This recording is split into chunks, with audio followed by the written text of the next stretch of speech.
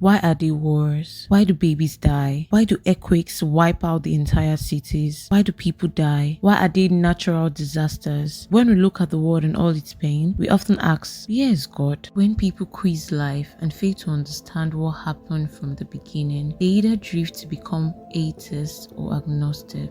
Many become atheists or agnostics not because they don't feel spiritual, but because they have been let down by the chaos they have seen in life. And when logic fails to explain pain, they simply walk away from belief. But that doesn't solve the question, it's only a headset. Before we answer the question of why evil exists, let's look at the ancient story from the Yoruba tribe in southern Nigeria. There exists ancient Yoruba lore about a reverend ancestor who received specific instructions from the gods on how to perform a sacred ritual to ensure the prosperity and the well-being of the tribe. However, out of curiosity or perhaps arrogance, the ancestors disobeyed one crucial aspect of the instruction. Instead of using a particular type of wood for the ritual, as directed by the god, the ancestors opted to use a different wood that was more readily available. Despite warnings from the elders and shaman, as a consequence of this disobedience, the ritual failed to yield the intended results and a curse befell the tribe. From that moment on, the Yoruba people began to experience a series of misfortunes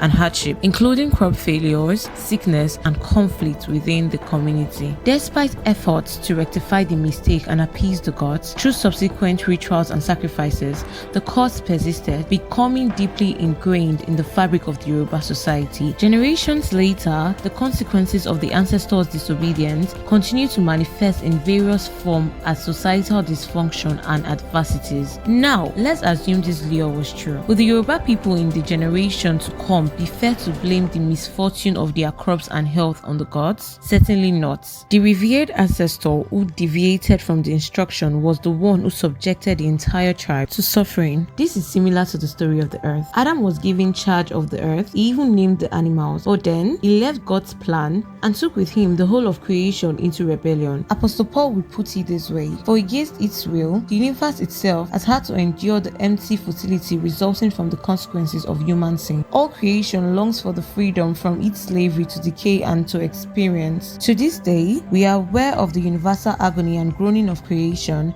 as if it were in the contraction of labor for childbirth.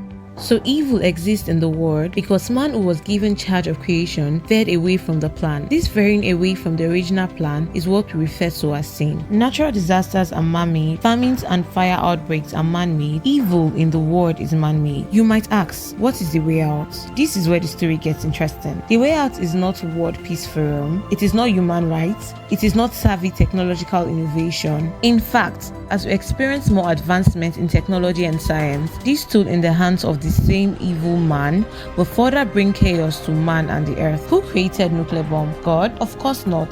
Man did. Till today, research shows that the effects of the Hiroshima atomic bomb are still felt in Japan. The ozone layer is being depleted, primarily due to human activities, specifically the release of the ozone depleting substance such as chlorofluorocarbons, halons, and certain type of solvents and propellants. These substances are commonly found in products like refrigerators, air conditioners, and aerosol sprays. Their release into the atmosphere leads to the destruction of the ozone molecules, resulting in thinning of the ozone layer. Today, and in more centuries to come, the consequences of the ozone depleting are leading to the increased exposure, harmful ultraviolet radiation from the sun, which can lead to an higher rate of skin cancer, cataract, and other health issues. It can also affect ecosystem and biodiversity, affecting marine life, plants, even microorganisms. We certainly might not know what could break out in 4030 because of the heavy depletion in our ozone layer caused by activities today. Every human action against nature has consequences. Some of these consequences can come in our time or gather momentum to erupt centuries after us. Change in UV radiation levels could affect climate pattern and contribute to global warming. What about the consequences of vegetative destruction? We could go on and on. Back to the question, what is the way play out. We have seen already that man is the architect of his problem. By leaving the divine plan, he has brought upon himself all these woes. So, to fix his mess, he must go back to the plan. That is why salvation is not a church heaven or hell thing. Salvation is about creation, governing all the science and the knowledge around you back to the original design. Salvation is the route back to God's plan for creation, not to go to heaven or escape hell. This is what Apostle Paul says again about our salvation and how it relates to the liberation of ourselves and creation. All creation longs for freedom from its slavery to decay and to experience with us the wonderful freedom coming to God's children. To this day, we are aware of the universal agony and groaning of creation as if it were in the contractions of labor for childbirth. And it is not just creation. We who have already experienced the first fruits of the Spirit also inwardly groans as we passionately long to experience our full status as God's sons and daughters, including our physical body being transformed. We were given this hope when we were saved. If we already have something, we don't need to hope for it. Other translation says, "For this is the hope of our salvation." In other words, this is why you were saved. This draws a perfect connection from the troubles of life, science, and nature back to salvation and ultimately back to God. If you look at what man has been able to achieve without God, what do you think earth would have looked like with God? This is why you were saved, to restore what is lost, to govern again in alignment with God. If you would like to know where to begin, we invite you to begin at believing in Jesus and in his redemption plan to save not just you, but all of creation, and put an end to the suffering of mankind. The earth is waiting for you. Will you keep walking away from the plan, or will you return?